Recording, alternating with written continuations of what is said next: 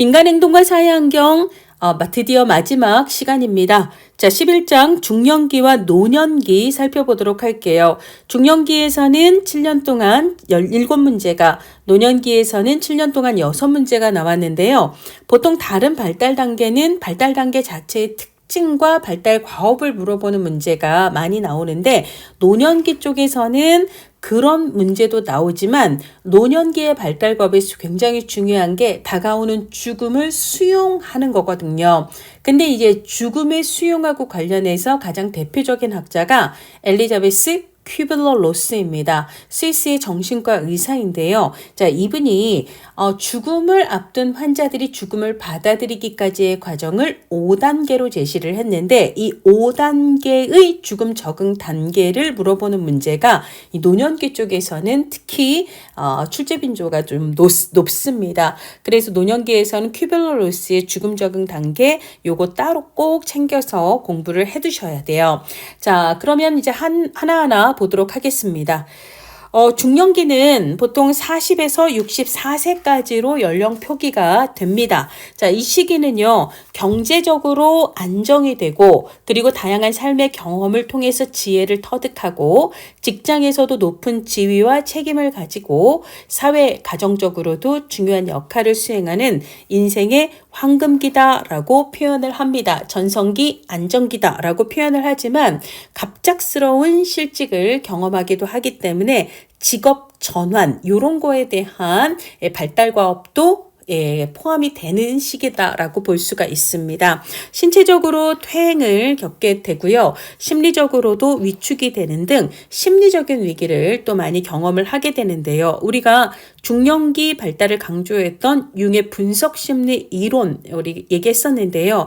우리가 미들라이프 크라이시스라고 하는 중년의 위기라는 말 가장 먼저 사용했던 사람이 융이었습니다. 자, 그만큼 신체적으로도 노화를 겪을 뿐만 아니라 심리적으로도 굉장히 이런저런 위기를 겪는, 그래서 그런 위기를 극복을 해야 되는 시기이기도 하다라고 얘기를 할 수가 있습니다. 자, 그 다음에 이제 중년기를 표현하는 용어로 우리가 빈둥지라고 하는 것은 가족이 두 사람이 만나서 가족을 형성하여 가족이 소멸하기까지의 과정을 우리가 가족 생활주기라고, 사회복지 실천 기술론에서 가족 생활주기 쪽 문제가 나오기도 하죠. 생활주기에서 예를 들어 자녀가 태어나고 마지막 자녀가 이제 출산이 완료된 있는 과정, 그 다음에 이제 한 자녀가 떠나고 마지막 자녀가 떠나는 과정이 있죠. 그러고 난 다음엔 자녀들이 다 떠나고 나면 부부가 덩그러니 자녀들이 떠난 집을 지키게 되는데, 이거를 이제 빈둥지 시기라고 이야기를 하죠. 자, 그래서 빈둥지 시기를 얘기를 하고요. 그리고 이제 빈둥지 증후군이라고 하는 것은 지금까지는 아이들을 키우느라고 정신없이 살았는데, 아이들이 떠나 이제는 내가 마치 아이들의 삶에 별 쓸모가 없어진 존재 같은 그런 공허함, 허무함 이런 것들을 느끼게 되는 것을 빈둥지 증후군이라고 이야기를 합니다. 자, 그리고 이제 우리가 평균 수명이 늘어나면서, 그리고 이제 자녀 수가 적어지면서 이 자녀가 떠나는 게 훨씬 더 빨라지고 있기 때문에 평균 수명은 늘어서 빈둥지 자체가 시기가 길어지고 있는 특징도 있죠.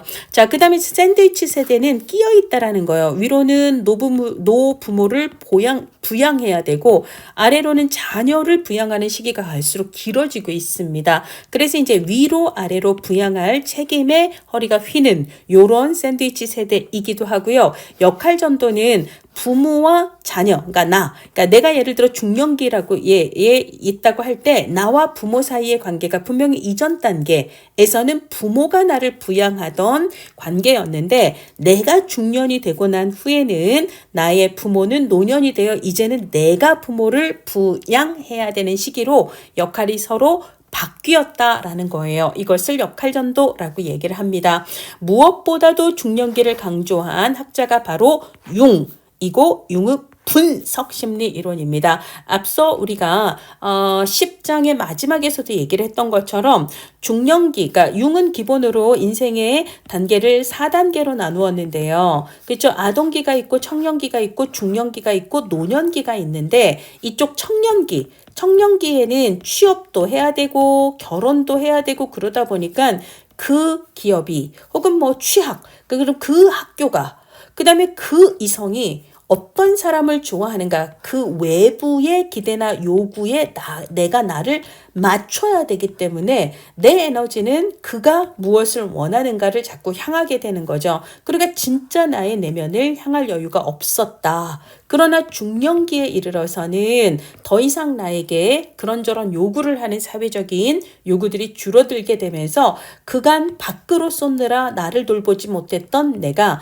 이제는 그 에너지의 방향을 나 자신에게 돌려 그간 내가 먹고 사느라 외면했던 나 자신을 이해하게 되는 과정을 거치게 되는데 이걸 뭐라고 부른다? 개성화라고 얘기를 하고 그렇게 해서 내가 나를 깨달아요. 셀프를 깨닫고 나면 이 셀프를 그 이후의 삶에서 실현하는 시기를 보내게 된다라고 이야기를 하고 있습니다. 그러면서 이 사회가 여성은 여성다워 남성은 남성다워 이러다 보니까 남성은 자기 안에 무의식적인 그러니까 여성성을 무의식에 감춰놓고 살았어요. 남성이 그동안 감춰놓고 살던 자기 안에 무의식 속 여성성을 뭐라고 부른다? 아니마라고 얘기를 하죠. 여성 역시도 여성다운 척하고 사느라고 자신 안에 남성성을 무의식에 가둬놓고 살았어요. 이게 여성의 무의식 속 아니무스가 되는데 이제는 중년기에 진짜 나를 찾는 과정에서 남성은 자기 안에 아니마가 그리고 여성은 자기 안에 아니무스가 드러나게 된다라고 이야기를 하죠.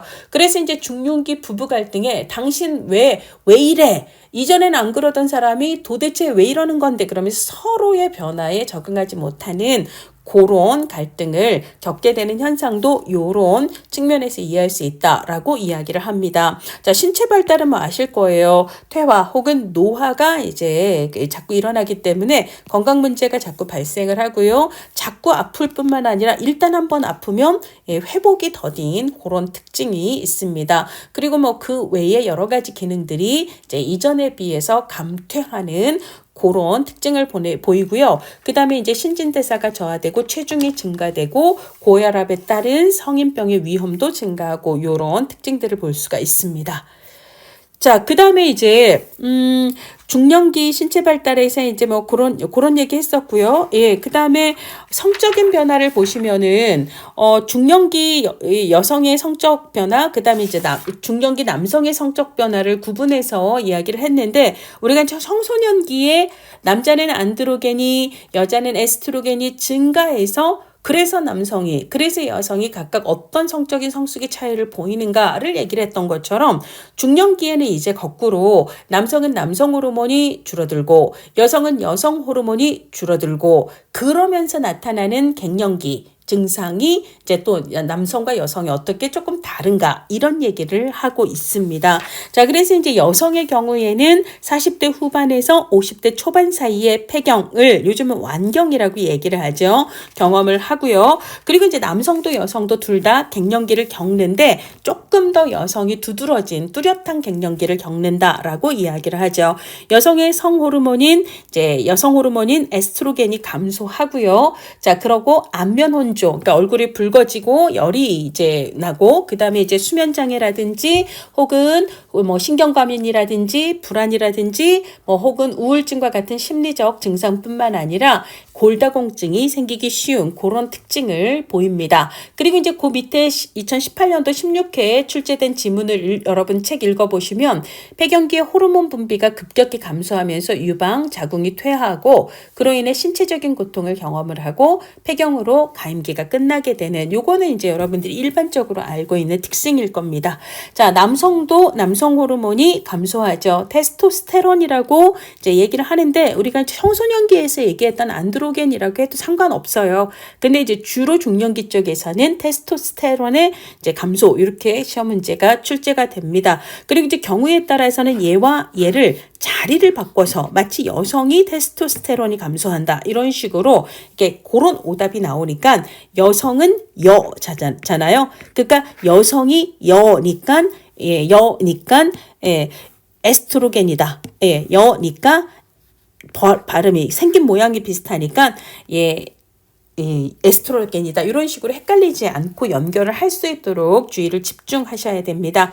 그리고 이제 여성은 폐경과 더불어서 가임기가 끝나게 되지만 남성의 경우는 여성에 비해서 비교적 늦게까지 생식 능력이 지속이 되고요. 그리고 남성의 갱년기 역시도 여성보다 더 늦다. 이런 차이가 있다라는 거 체크해 주세요. 자, 그 다음에 이제 인지 발달인데요. 삐아제의 경우는 청소년기까지만 인지 발달을 이야기했기 때문에 중년기 인지 발달에서는 삐아제 이야기가 나오지는 않습니다. 일반적으로 중년기도 그렇고 노년기도 그렇고요.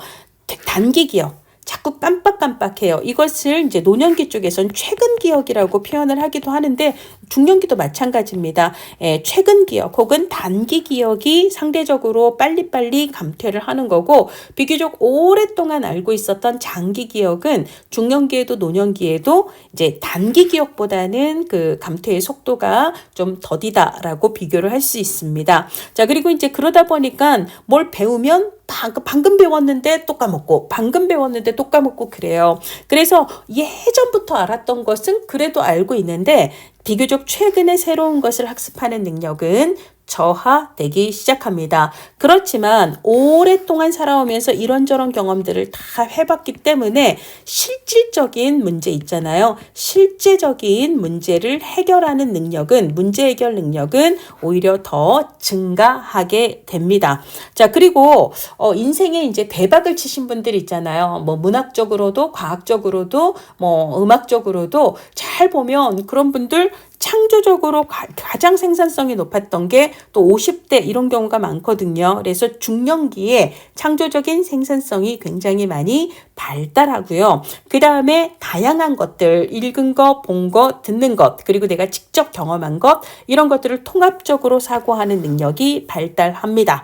자, 그리고 이제 삐아제 같은 경우는 청소년기까지의 인지 발달을 얘기를 하다 보니까 그 이후 발달이 그러니까 감퇴한다는 건지 유지된다는 건지 더 높아진다는 건지 이런 거에 대한 의견이 분분하니까 콩과 하텔이라고 하는 혼과 카텔이라고 하는 이제 그 이론가들이 지능의 유형을요 결정성 지능하고 유동성 지능으로 구분을 한 후에 중년기에는 유동성 지능은 감소하지만 결정성 지능은 중년기에도 유지 혹은 증가한다라고 이야기를 했어요. 자, 여기서 살짝 뒤집어서 오답을 정말 많이 내는데요. 자, 이걸 암기하셔야 돼요. 유동성 지능이 감소한다. 그래서 영어로 I'm sorry라고 얘기를 하잖아요. 유감입니다예요. 유감입니다.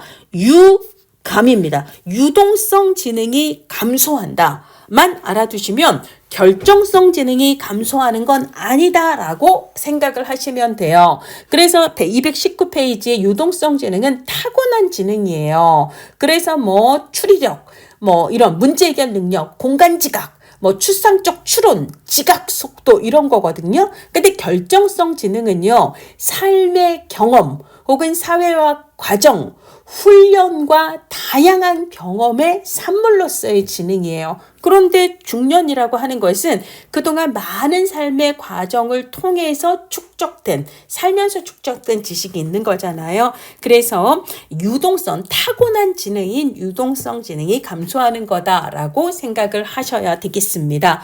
자, 이번에는 중년기 발달 과업입니다. 에릭슨은요, 생산 대 침체, 그리고 배려를 얻는다라고 얘기를 했는데요.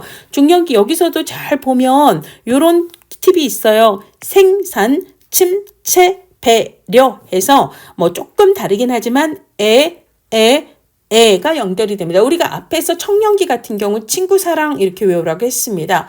친고 사랑이죠. 친밀과 고립 대 사랑 이렇게 얘기를 했었고요. 그 다음에 중년기는 생산. 중년기는요. 자신의 삶의 열매. 내가 지금까지 오랫동안 살면서 내가 후세에 남길 만한 어떤 업적을 이루었나. 그리고 내가 어떤 자녀를 잘 키워놨나 이런 것들을 이렇게 생산하게 되는데요. 그러니까 이런 거를 이제 정리하게 되는데요. 이거의 생산이라고 얘기를 하거든요. 마치 가을에 자신이 수확한 열매를 거두는 것처럼. 자, 그래서 생산. 근데 아무것도 없어요.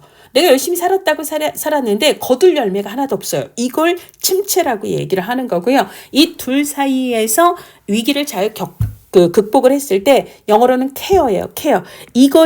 케어를 배려라고도 번역을 하고 일반적으로는 이거를 뭐 보호라고도 번역을 하지요. 그리고 돌봄이라고도 번역을 합니다. 자, 그래서 배려나 돌봄으로 번역이 되는데 이제 한 번은 돌봄으로 나왔지만 대부분은 배려라고 나왔거든요. 그래서 이런 식으로 이게 이제 옳게 연결이 됐는가 이런 걸 찾으시면 되겠습니다.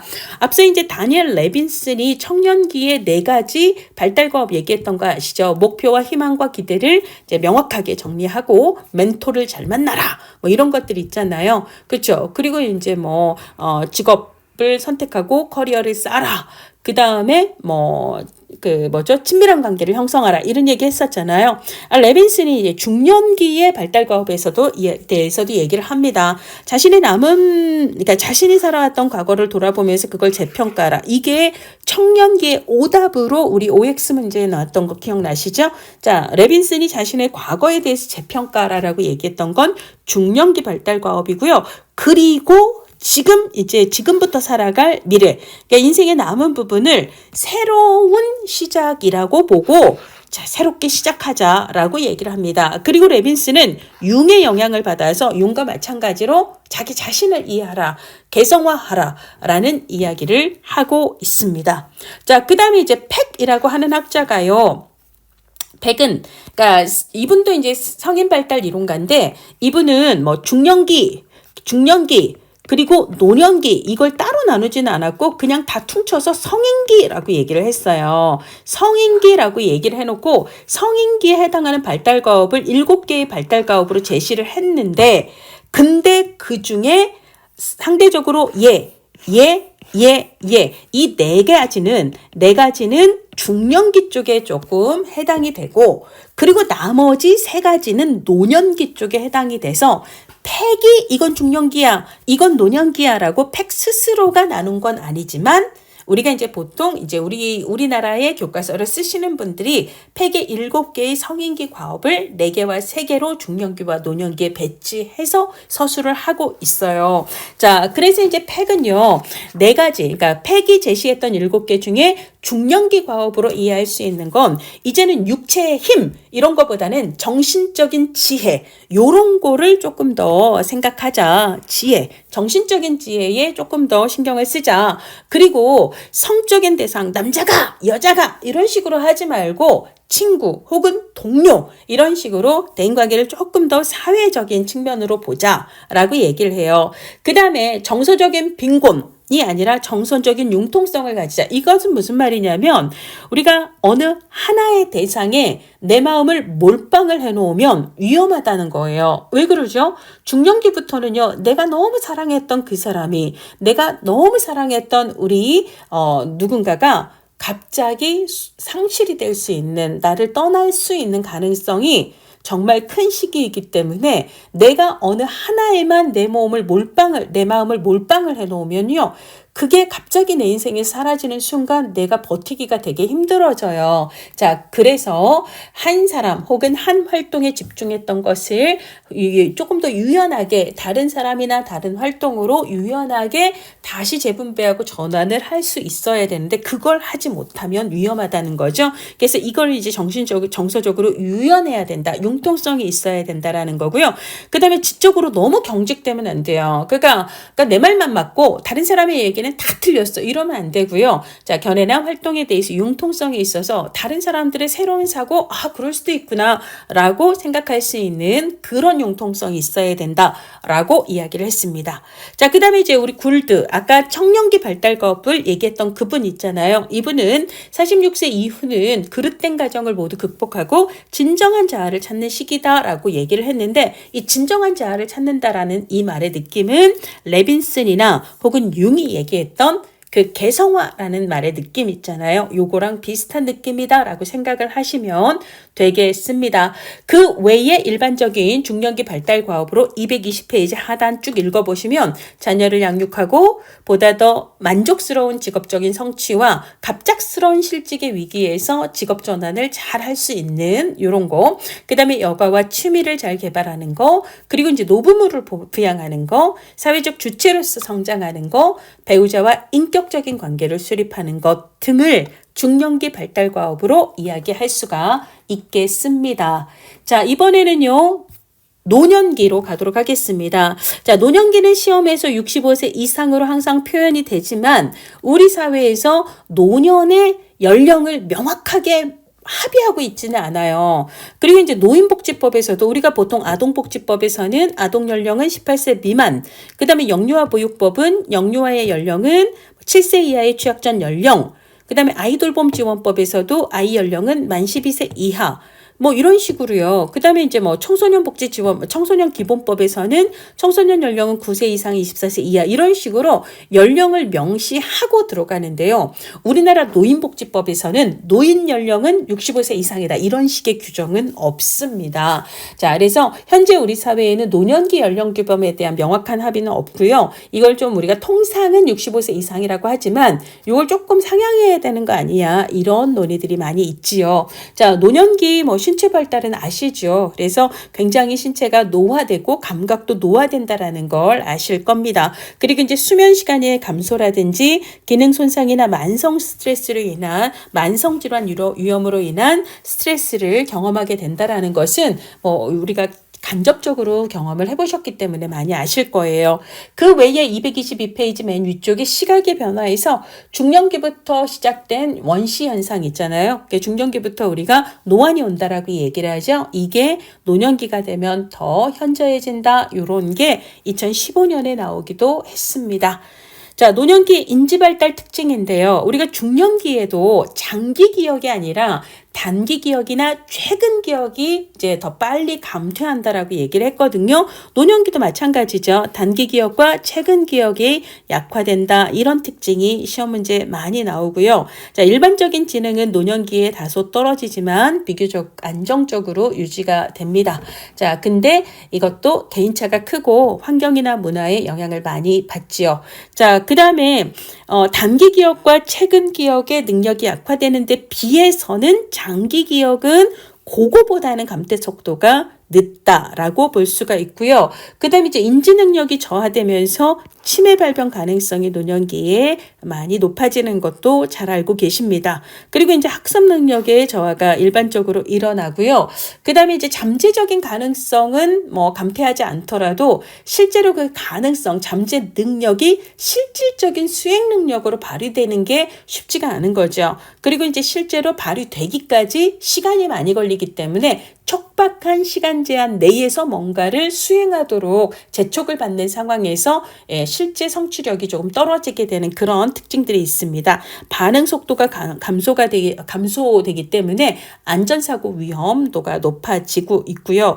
그리고 이제 은퇴 이후에 사회적 역할 혹은 사회적 지위가 상실이 되고 사회 참여가 감소하기 시작하면서 이러면서 이제 사회적인 교류와 상호작용의 빈도가 줄어들면서 점점 자기 중심적인 경향으로 변하는 부분도 있지만 불확실한 인생사에 대한 현명한 판단이나 인생 문제에 대한 좋은 충고를 할 수 있을 만큼 지혜로워지기도 합니다. 그래서 에릭슨은 인생의 마지막 단계인 노년기의 발달 과업을 자아통합대 절망의 위기로 얘기하고 그 위기를 잘 극복했을 때 뭘 얻을 수 있다?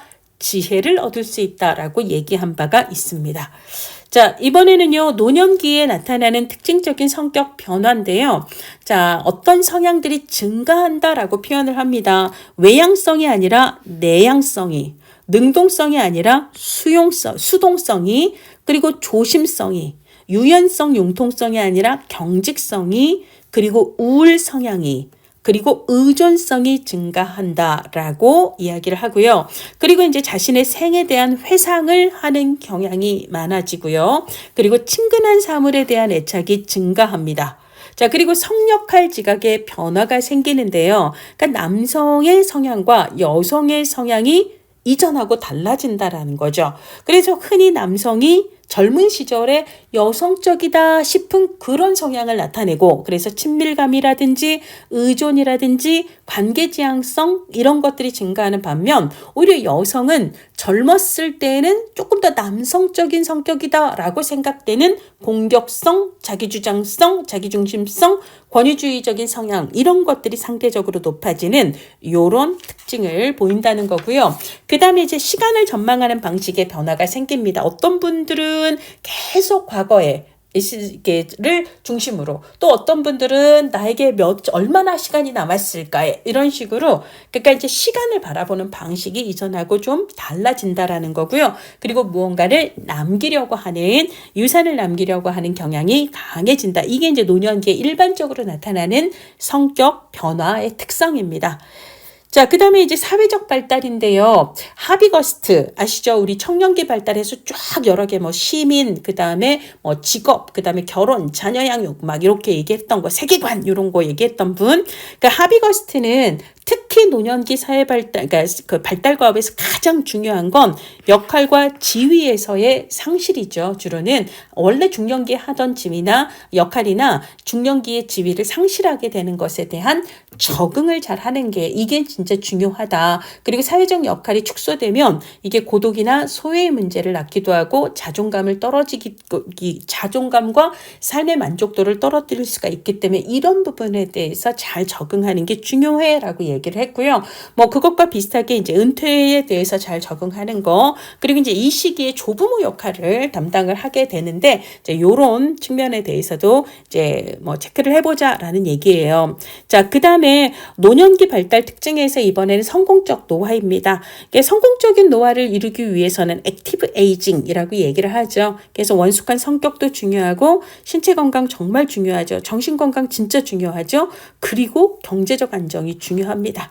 그리고 사회적 지지 혹은 사회적 관계망 이런 것들이 중요합니다. 자, 그 다음에 이제 성공적 노화를 바라보는 입장의 차이를 분리이론의 입장과 활동이론의 입장으로 구분해서 이야기를 해볼 수가 있는데요. 분리이론에서는 노년기에는 개인과 사회가 동시에 상호 분리를 시작하는 시기다라고 얘기를 해요. 이게 사회가 노인을 너 나가라고 예를 들어 밀어냈거나, 그 다음에 노인이 사회로부터 쫓겨났거나 이렇게 생각하지는 않아요. 분리이론에서는. 그러니까 이제 노년기쯤 되면 그 중년기에 막 하던 사회적 활동으로부터는 이제 조금 물러나서 개인의 시간을 좀 가질 필요가 있고, 이게 노인의 삶의 만족을 높인다. 그리고 사회도 이제는 노인들 떠날 사람들이 자리를 비켜주고 그 자리에 또 자리가 필요한 사람이 들어올 수 있어야, 그래야 또 사회도 만족스러운 발전을 할 수 있다. 그러니까 노인과 사회가 분리되는 것은 노인에게도 사회에게도 모두에게 만족스럽고 바람직한 과정인 거다라고 이야기를 하는 건 분리 이론입니다. 그러니까 이제 적절한, 그러니까 중년기의 사회생활로부터 어느 정도 거리를 두고 분리되는 게, 이게 오히려 성공적 노화일 수 있다라고 바라보는데, 얘와 반대로 활동이론에서는요, 노년기에도 난 활동하고 싶었다는 거예요. 활동할 수도 있고, 그런데 그런 노인을 이 사회가 뻥 하고 너 나가라고 쫓아냈다라는 느낌이에요. 그러니까 노인은 나는 활동을 하고 싶었지만 쫓겨났다라고 생각을 하는 거죠. 자, 그래서 노년기를 잘 보내려면 가급적이면 중년기에 하던 활동을 계속 유지하는 게 좋고, 그렇지 않다면 중년기에 하던 활동을 대체할 수 있는 다른 활동에 참여할 수 있는 게, 이게 성공적인 노화에서 더 중요하다라고 보는 입장을 활동 이론이라고 얘기를 합니다. 그래서 우리 노인 일자리 사업이라든지 노인 자원봉사 활동의 개발이라든지 노인의 사회 참여 활동에 대한 프로그램 개발이라든지 이런 것들은 대부분 활동 이론의 이론적 기초를 갖고 있다라고 이야기를 할 수가 있을 겁니다. 자, 이번에는요, 노년기에 굉장히 중요한 과업이 내 죽음을 받아들이기까지, 이게 죽음을 받아들이는 거예요. 그래서 이것을 죽음에 적응한다 혹은 죽음을 수용한다 라고 얘기를 하는데요. 일반적으로 내가 죽게 된다는 사실을 알게 될 때 사람들이 그 처음에 보이는 반응으로부터 그래서 죽음을 수용하기까지의 과정이 보통 이렇게 한 5단계를 보이더라라고 스위스의 정신과 의사인 큐블러 로스가 제시한 바 있습니다. 암기할 때는요. 부분, 타, 우수예요. 부분, 타, 우수. 뭐 이렇게 외우시거나 부분, 타협, 우수. 부분적인 타협은 우수했다. 이런 느낌으로 부분, 타협, 우수. 이렇게 외우시거나 아니면 부분, 타, 우수. 이렇게 외우세요. 그래서 부정이 먼저고요. 그 다음에 분노, 그 다음에 타협, 그 다음에 우울, 마지막은 수용으로 끝납니다. 자, 부정은요. 아니요. 그건 내 얘기 아니에요. 선생님 차트 바뀌었을걸요? 다른 사람 얘기예요. 그럴 리가 없어요. 내가 그럴 리가 없어요. 리 없다. 요런 걸 우리가 부정이라고 이야기를 하죠. 오진일 거다. 차트가 바뀌었을 거다. 이런 거 있죠. 그 다음에 분노. 왜 나에게 이런 일이? 왜 나에게 이런 일이? 이러면서 이제 분노하는 거죠. 내 인생은 왜 항상 이 모양 이 꼴인 거야 뭐 이런 거. 자, 그 다음에 타협은 신 혹은 초월적 존재에게 제발 나에게 시간을 좀 더 달라. 나 이것도 해야 되고 저것도 해야 된다. 아니면 우리 막내딸 결혼까지만이라도 제발 나를 살게 해달라 라고 요구하는 단계. 이걸 우리가 타협이라고 얘기를 하는 거고요. 자, 죽음의 필요성, 결국은 내가 죽게 된다라는 걸 깨닫고 우울해하는 단계, 그리고 마지막 그 운명을 수용하고 평온한 마음을 갖게 되는 단계, 이걸 요렇게 이제 얘기를 하고 있습니다. 노년기의 발달 특징에서 이제 발달 과업을 보시면은요. 발달 과업을 보시면 에릭센은 우리 어떻게 외웠었죠? 신자, 죽은 자, 친생자 기억나시죠? 신뢰대 불신, 자율대 수치 의심. 그 다음에 근자예요. 자, 주도성 대 죄의식, 그리고 근면대 열등, 그리고 자아정체성 대 역할 혼란, 그리고 친생자죠. 친생자. 그래서 친밀대 고립, 생산대 침체, 그리고 자아통합대 절망입니다. 그렇죠? 자아통합대 절망이에요. 자아통합이라고 하는 것은 내가 지금까지 살아온 내 삶을 돌아보면서 참 잘 살아왔다 라고 자신의 삶을 평가하고 만족스럽게 받아들이고 수용하는 거예요. 그런데 내가 지금까지 살았던 삶은 진짜 내가 원할 삶이 아니었어. 그래서 나는 진짜 내가 원하는 삶을 다시 살고 싶지만 기회가 없다라는 것. 나는 이제 죽는 것밖에 남지 않았다는 걸 알게 될 때의 느낌을 절망이라고 얘기를 하죠. 그래서 자아통합대 절망의 위기를 잘 극복했을 때 깊은 지혜를 열매로 얻을 수 있다라고 얘기를 합니다. 자, 앞서 팩은요. 중년기, 노년기를 따로 구분하지 않고 성인기 발달 과업을 7개로 나누었고 그 중에 4개, 아까 지혜, 그리고 성적인, 대인관계의 사회와 그 다음에 정서적인 융통성, 지적인 융통성, 이 4가지를 얘기했잖아요. 나머지 3개는 주로 노년기 발달 과업으로 연결할 수 있다라고 보통 정리를 합니다. 자, 직업 역할. 우리가 이제 노년기는 주로 중년기의 역할로부터 은퇴를 했기 때문에 직업 역할에 몰두하기보다는 직업 역할이 아닌 다른 일에서 자기 가치라든지 자존감 혹은 자기 개념 이런 것들을 좀 발견하고 그리고 이제 자신을 그런 역할, 새로운 역할들 속에서 한번 재발견과 재정의를 해보자. 이것을 자아 분화라고 얘기를 해요. 꼭 그 일이 아니어도 다른 어떤 것에서 나의 의미를 다시 찾아보자라는 거예요. 자, 그래서 퇴직 상황에 빨리 적응하고 새로운 활동에서 만족을 얻을 수 있도록 자신의 가치를 재평가하는 것을 자아분화라고 이야기를 했고요. 그 다음에 내가 원래 갖고 있던 젊음, 그렇죠? 이런 신체적인 능력, 힘, 근력 이런 것들이 계속 쇠퇴해지고 있기 때문에 신체에 몰두하기보다는 신체를 초월하자라고 얘기를 합니다. 자, 노년기에는 신체적 쇠퇴를 경험하기 때문에 이런 신체적인 변화에 지나치게 몰두하지 말고 다른 것들, 즉 다른 사람들과의 친밀한 관계에 관심을 기울일 만한 다른 활동 활동, 그 다음에 인간관계, 창조적인 능력 이런 데에서 행복을 재정의할 수 있어야 한다. 그러니까 신체가 아닌 것들에서 행복을 좀 찾자. 이건 신체 초월이고요. 그 다음에 이제 자아 초월이라고 하는 것은 내가 곧 사라질 수도 있다라는 사실, 즉 죽음에 직면하고 그 죽음을 조금 더 자연스럽게 받아들일 수 있어야 한다. 이것을 자초월이라고 이야기를 하고 있습니다. 자, 아까 이제 하비거스트가 가장 강조한 노년기 과업은 지위와 역할의 상실, 즉 변화에 잘 적응하는 거다라고 말씀을 드렸는데요. 그 외에 노년기 발달 과업으로 하비거스트가 강조했던 내용들이 227페이지의 마지막 내용으로 정리가 되어 있습니다. 읽어보시면 신체적인 능력과 건강의 약화에 대해서 적응할 것, 그 다음에 퇴직과 경제적 수입 감소에 대한 적응, 그리고 배우자의 죽음에 적응하는 것, 동년배 집단과 유대관계 형성하고 잘 유지하는 것, 사회적 역할의 수용 및 융통성 있는 적응, 그리고 만족할 수 있는 생활환경의 조성과 생활관리 이런 것들을 노년기 발달과업으로 제시하였습니다. 자, 우리 이렇게 중년기와 노년기까지의 기본 내용들을 살펴보았고요. 자, 230페이지 기출선지에서 뽑은 대표적인 OX 문제들로 마무리 복습을 해보도록 하겠습니다.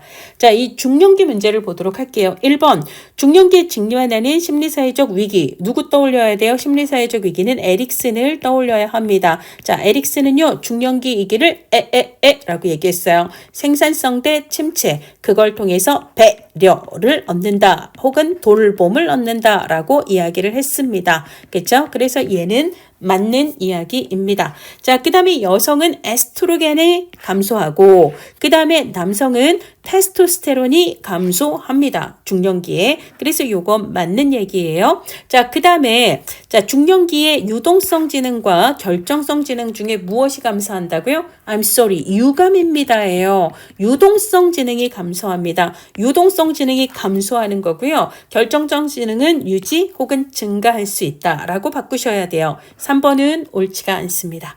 자, 4번. 자아통합은 어디서 나오죠? 에릭슨이 얘기한 노년기 발달 과업이에요. 노년기의 자아통합 때 절망의 시기다라고 이야기를 했기 때문에 얘는 틀려요. 사회적 관계망이 지지망이 축소하고 사회적 역할과 지위의 상실, 변화를 경험하면서 적응하는 거 이거 모두 다 노년기의 대표적인 특징입니다. 물론 중년기에 그럴 수도 있죠. 그렇지만 가장 대표적인 특징을 중심으로 답을 찾으셔야 해요. 그래서 4번은 노년기로 바꾸셔야 맞는 거고 얘는 옳지 않습니다. 자, 중년기에는요. 자꾸 배우면 돌아서면 까먹고 돌아서면 까먹고 이걸 단기 기억이 감퇴한다라고 얘기하죠. 그러다 보니까 원래 알던 거는 계속 알게 되는데요. 새로운 걸 배우면 자꾸 까먹어요. 그래서 새로운 것의 학습 능력은 저하되지만 실질적인 삶의 문제 해결 능력은 다년간 하도 이런저런 문제들을 해결해 본 적이 있어서 오히려 높아집니다. 자, 그래서 5번은 맞습니다. 자, 6번. 갱년기는 남자도 여자도 겪어요. 더 뚜렷하게 겪는 게 여성일 뿐입니다. 그래서 6번은 옳지 않습니다. 자, 그 다음에 7번. 융에 의하면 중년기에는 남성이 자신의 마음속에 묻어둔 무의식 속에 여성성은 누구예요? 뭐예요? 여성의 이름은 소피아, 줄리아처럼 얘는 아니마라고 얘기를 해야 돼요. 마찬가지로 여성도 자기 안에 남성을 숨겨놨습니다. 티트무스, 막시무스처럼 이 남성, 여성이 무의식 속에 감춰놓은 남성의 이름은 아니무스입니다. 자, 그래서 서로 자리가 바뀌어 있기 때문에 7번은 옳지 않습니다. 자, 중년기에는 성격이 성숙해지고 성정체성이 확립해진다? 뭐 성격이 성숙해질 수는 있어요. 왜냐하면 지금까지는 청년기까지는 계속 바깥의 요구에만 나를 맞추느라 나 자신을 돌아보지 못하다가 나 자신을 깊게 이해하는 개성화를 경험하기 때문에 성격이 성숙해질 수 있지요. 그런데 성정체성, 젠더 아이덴티티는 뭐예요? 나는 남자, 나는 여자. 이거를 중년기에 확립하는 건 아니죠. 얘는 언제예요? 뭐예요? 유학입니다. 그래서 생후 2년 반 정도에 확립하는 거지요. 그래서 8번 틀렸고요. 9번 중년기에는 호르몬의 변화로 성적 능력이 저하됩니다. 그래서 여성은 여성 호르몬이, 남자는 남성 호르몬이 저하되면서 감소하면서, 그리고 빈둥지 증후군이 나타날 수 있죠. 그쵸? 이제는 빈집, 내가 자식들이 다 나를 떠나 내가 이제는 쓸모없는 사람이 된 것 같은 그런 우울감. 그래서 얘는 맞는 이야기입니다. 자, 10번 아들러는 외부에 쏟았던 에너지를 자기 내부로 돌리는 걸 개성화라고 얘기하죠. 그래서 자기 내부의 진짜 나를 깨달아가는 걸 개성화라고 얘기를 했는데, 그리고 그게 중년기의 가장 특징이라고 얘기를 했는데, 그걸 얘기한 사람은 누구예요? 아들러가 아니라 융이었어요. 융의 분석심리 이론이었기 때문에 얘는 X입니다. 자, 이번에는 노년기 문제입니다. 분리이론은 노년기를 노인 개인과 사회가 동시에 상호 분리를 시작하는 시기로 봅니다. 맞고요. 자, 그 다음에 노년기의 과업은 자신이 살아온 삶을 만족스럽게 수용하는 거예요. 이거를 네 글자로 자통합이라고 누가 에릭슨이 이야기를 했지요. 그래서 12번은 맞습니다. 자, 노년기에는 생에 대한 회상이 증가하고, 그렇죠, 맞죠? 그리고 융통성이 증가하나요? 감소해요. 융통성이 떨어져요. 그렇죠? 그래서 경직성이 늘어난다라고 이야기를 해야 합니다. 그래서 13번은 옳지 않습니다. 자, 노년기에 감퇴 속도가 느린 건 뭐예요? 빨리빨리 잊어요. 이건 감퇴 속도가 빠른 거죠. 빨리빨리 잊는 건 단기 기억.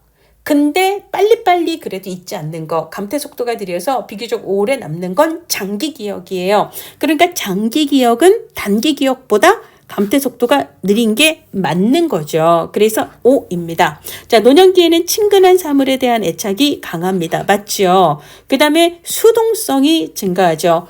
의존성이 증가하죠. 조심성이 증가하죠. 우울 성향이 증가하죠. 경직성이 증가합니다. 수동성 증가 맞습니다. 자, 그 다음에 큐블러-로스는 죽음에 이르는 단계 중 3단계 뭐죠? 분, 타, 오, 수 이렇게 외웠어요. 부정, 분노, 타협, 우울, 수용입니다. 3단계는 타협입니다. 조금만 더에게 나에게 시간을 달라 신이시여. 그래서 죽음을 조금만 미뤄달라. 나 할 일 있다. 그래서 죽음의 연기를 위해 특정 대상, 주로는 초월적인 존재 혹은 신이죠. 과 타협을 시도한다. 이걸 타협이라고 얘기를 하죠. 그래서 16번은 맞습니다. 자, 이렇게 해서요 11번 문제 풀어보았고요. 여러분 드디어 인간행동과 사회환경 1장에서 11장까지의 모든 내용을 훑어보았습니다. 여러분 지금까지 정말 수고 너무 많이 하셨고요. 자, 여러분 이해해야 되는 건 이해하시고요. 암기해야 되는 건 꼭 암기를 하셔야 돼요. 암기해야 정확하고 빠르게 문제를 풀 수가 있습니다. 그래서 여러분들 2026년 1급 시험 한 번에 시원하게 후련하게 합격하셔서 합격했다는 좋은 소식을 저희 카페에 공유해서 같이 축하할 수 있는 그런 1월 혹은 2월이 됐으면 좋겠습니다. 자, 여러분들 남은 과목들도요 열심히 하셔서 좋은 성적 꼭 이루시기를 바라겠습니다. 수고하셨습니다.